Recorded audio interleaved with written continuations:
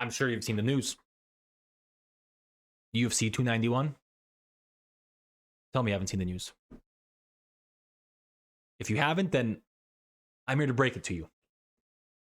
We got potentially some of the best fights and one of the most stacked cards we've seen in a long time. We got a barn burner in Gaethje and Poirier. That's going to be, I hope that's going to be as exciting as the last fight they had. We got Jan Blachowicz and Alex Pereira. Now that is an interesting fight because that puts Alex in the driver's seat of what happens next in his career. And forget about that Izzy fight, because once he realizes how easy his weight cut's going to be here, I don't think he's going to want to go back down to 185. Maybe he will. I hope he proves me wrong, because I would like to see a third fight. But let's just state the obvious. He had a hard time cutting down the weight.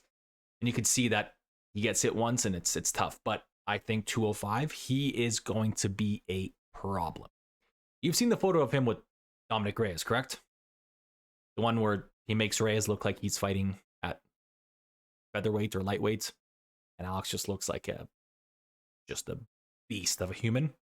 Yeah, I think he'll do fine.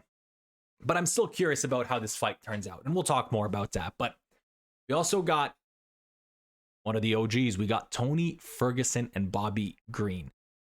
I don't care what you say. If Tony Ferguson's fighting, I'm watching.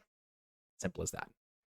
Just one of those guys that lives, breathes fighting. That's all he knows. And that's all he'll ever know. That's just one of those people he is. And that's why he is so likable by all. He's just that guy that does not give up, has a heart bigger than anyone, and is so tough, and maybe too tough for his own good. But I do like this fight. This should be an interesting fight. We got Paulo Costa and Ikram Aliskerov. Correct me if I'm wrong, but another good fight. Another good fight. And I'm curious to see Paulo Costa. He's been trolling on Twitter, but I just can't wait to see him fight again, because I want him to get back to that Yoel Romero fight where he just goes berserk. Recently, it's been a little bit more just kind of fighting. It doesn't seem like the real Paulo Costa, but I'm hoping we bring him back. Then we got Wonder Boy Stephen Thompson and Michael Pereira. That should be a pretty technical fight. Am I wrong? Pretty fun fight. Kicking, jumping, backflips, front flips, side. I was going to say side flips, but cartwheels. I don't know.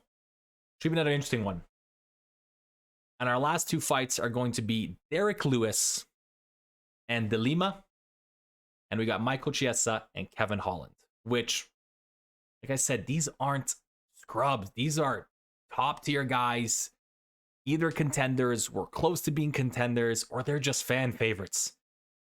Derek Lewis is kind of slowly fallen off in terms of the rankings. At the end of the day, when Derek Lewis fights, and if he hits you, good night. Like, they just cinder blocks for hands. That's what makes this heavyweight division interesting. And he is the epitome of a heavyweight fighter. Just, he's there, he'll stand and bang with you, and if he hits you, it's good night. But overall, in general, this card sounds quite fun. I know I'll be watching. I hope you'll be watching. We'll talk a little bit more in depth in the future on who we think's going to win. And, for all we know, some fights could get canceled. There could be injuries. Cross your fingers. Let's hope nothing happens there. But we'll talk more about it when it gets closer to the date. And I believe it is July 29th this summer. So this should be a pretty good fight. And it's, I believe, in Salt Lake City. So, like I said, we'll talk a little bit more in depth on who we think's going to win, how this is going to play out.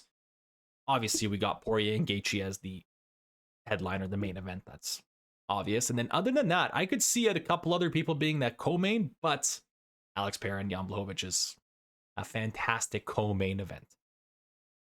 And with that, thanks, guys. We'll see you next time.